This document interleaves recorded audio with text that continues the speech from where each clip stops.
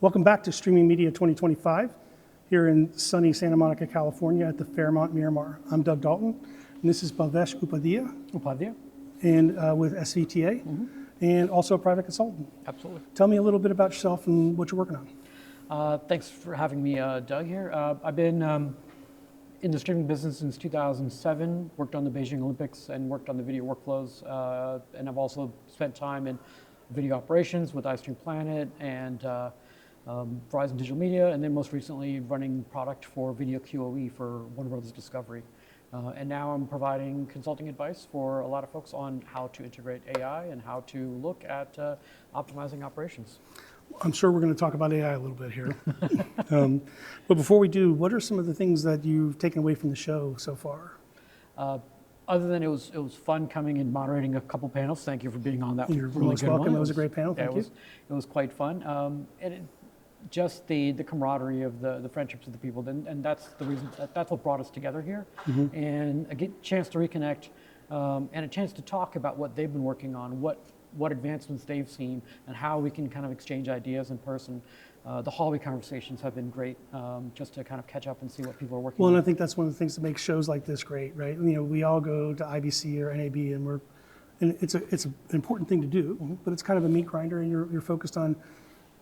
You got to connect with your business partners. You got to connect. You know, you have certain obligations, and it's not quite the easiest place to make new connections or sit down and have meaningful conversations. And a show like this allows that. Absolutely, I think the distance.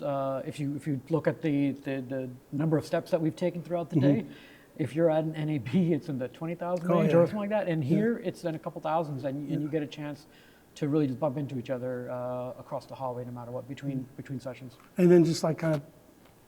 You know, fade into a conversation or fade out of one in a good way, not So I've loved that about the show. And the best part is, as we've seen as well too, if you cut off in the middle of a conversation, you can go back, get something more information, and come back again and continue the conversation in half an hour. Yeah, precisely. I've had that exact same experience as well. So from the panels and from the things you've attended, what are some of the interesting takeaways about the industry you've seen? I've been seeing a lot more people, like part of what we talked about in one of the panels is the tactical use of AI. And one of the comments we talked about is how do you eat the elephant? It's just way too big. So when you're talking to other friends and colleagues over here about problems that they're facing, and you're looking and saying, well, how does AI tackle that problem? How do you use machine learning to tackle that problem, or generative AI to help you with answering a question or creating a question for this problem, and then apply that? I think that's been a more advanced and a more practical use case of AI, instead of just listening to industry pundits saying AI is the next big thing. It's like, no, here's the actual use of AI. Well, and it's interesting. Like, I compared this to the big 3D boom that happened, like, I don't know, 2015, where everything was going to be 3D, right? And that didn't ring true for me, right? At the time, it's like, I don't know that the market's there yet. The visual interfaces aren't there yet. But this didn't feel like that at NAB. It felt like this is all rubber hitting the road. How can we use it? But at the same time, to your point, there's a lot of hype, particularly in the consumer side. And I think there's this perception in the marketplace of this kind of monolithic AI that will like Dave, that's only going to control your life and be in a good way, and I don't know that it's necessarily there, right? And not that it'll ever necessarily be there, but one of the things I think is really intriguing here, right, is Gen AI is getting all the buzz.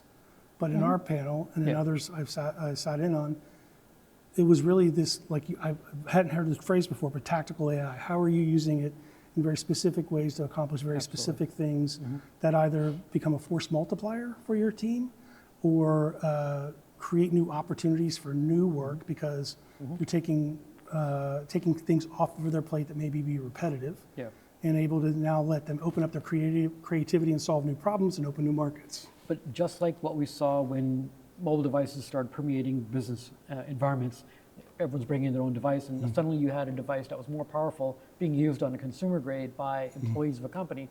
AI is like that with ChatGPT and Gemini and Claude, et cetera. People are able to use that. But when you actually need to do it for work, you have to understand that you can't ask a system that's very non-deterministic to do something that you need validity or certainty on. And so what we're seeing in terms of the tactical use of AI is being able to understand it like a product with product life cycle and a versioning, and understanding that the hallucinations at least mean that the answer that you're getting has a confidence score. And how are you training the models, and how are you training yourself to understand that you're looking for a higher confidence in the response coming back from the AI?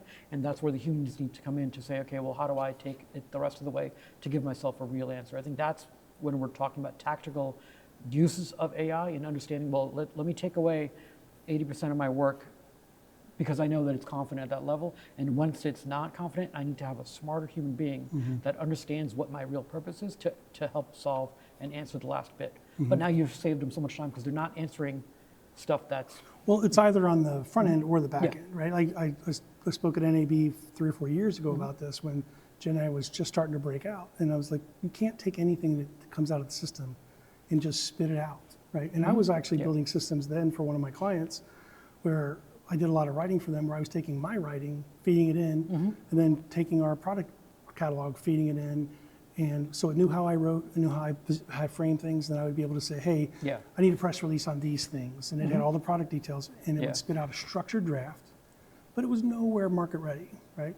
I have to sit there and I have to look through it, detail it, but it's only enabled because I did the time in the front to make sure I got good inputs. To our point, it's garbage in, garbage out. You have to take the time and put stuff in that's going to be valuable food for the AI, and then you have to be able to monitor what the AI does when it consumes it. And I think one thing I hadn't heard before, I kind of do it naturally, but this versioning idea, versioning your model, versioning your fine tunes, things like that, so that you know, okay, version 125.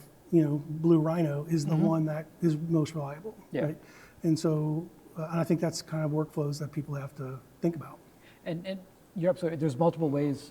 AI is such a huge beast, and there are the generative ways of using it, and then there's like the back-end API calls ways of using it, and setting it to a back-end model, and versioning that as well too, so that when you're doing something in a batch or in a continuous 24/7 process where you're just having it look at data and process it for you, that's where that versioning and the confidence becomes very important as well, and which is a very different example than the generative AI of like a chatbot or answering customer information or well, and if it's mission critical enough and you have enough compute, you can be setting the agent to do things that a human being could do but not as fast enough, and it could save you, could save you reputationally, it could save you financially, it could save, there's lots of ways it can be beneficial. But you have to be intentional and thoughtful about it as you stand up these systems.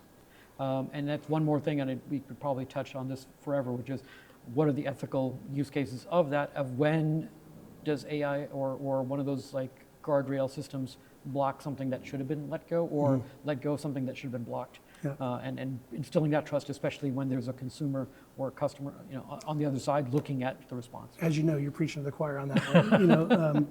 I think that's one of the real challenges and opportunities, right? Challenges are also opportunities.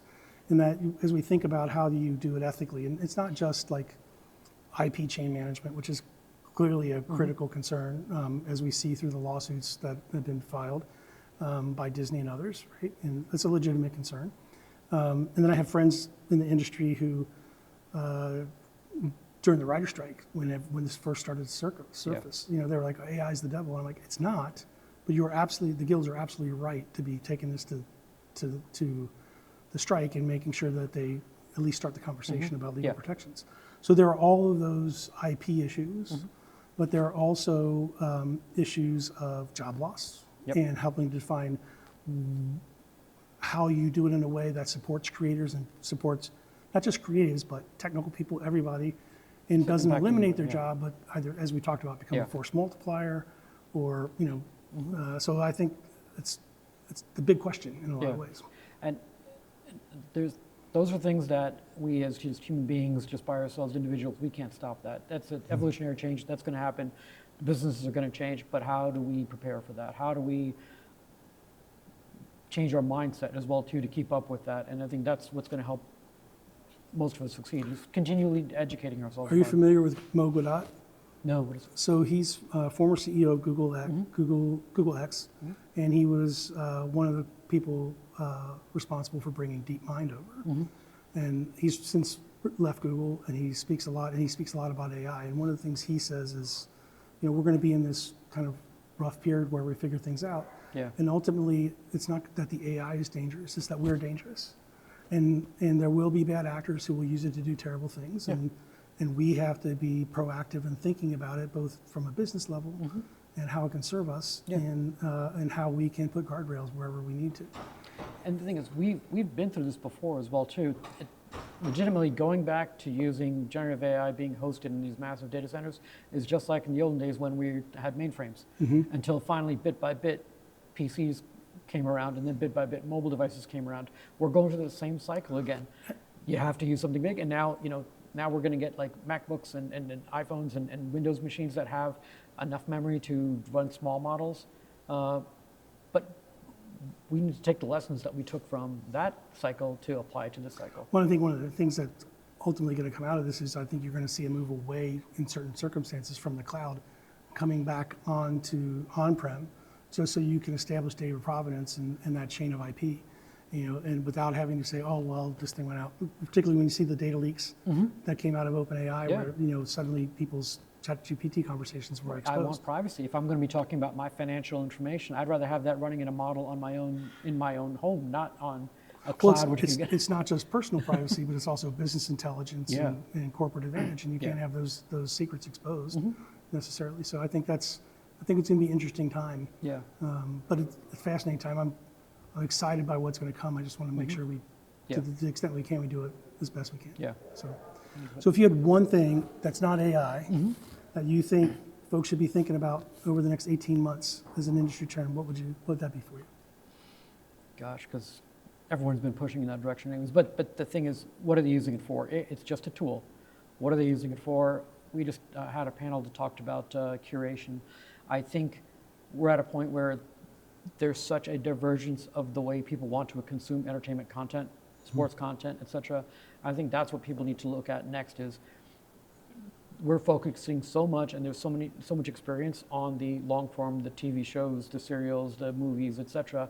But you've got an entire generation that's consuming only in short little bits. What are we doing as an industry? Just in these conferences, where are we inviting those voices to talk about what they want to look at next, how they want to consume, and what technology curation systems or whatever exist to do that. If we're not paying attention to that, they're going to be taken over by one or two small companies. So you're thinking about things like the microdrama play that people are talking about now?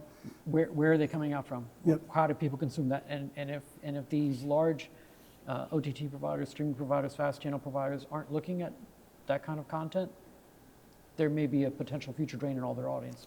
Well, and if they're not looking at how they marry that trend to their back catalogs, like how do you take? One of the most fascinating things I heard at the show was that Andy Griffith show and Gunsmoke have got really high numbers, and not just in my grandparents, or my parents' demographic, but in the younger people, because they're discovering it and like, oh, that's interesting. There's a little bit of a nostalgia play there for them, but some of it's just like if good content is good content, absolutely, and it's going to speak to people, right? And so maybe that's a way to use back catalog to build out a new audience for content.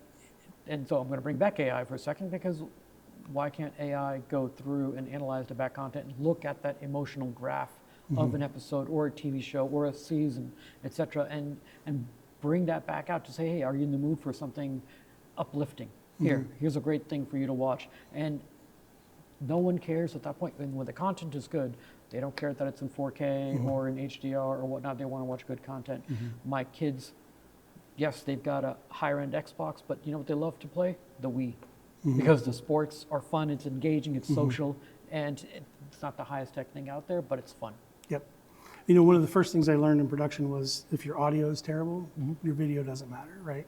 Yeah. Because we are audible people. We hear things more than human being is often thought about as a visual person, and we are a visual creature, but at some visceral level, we're audible driven, right? Yeah.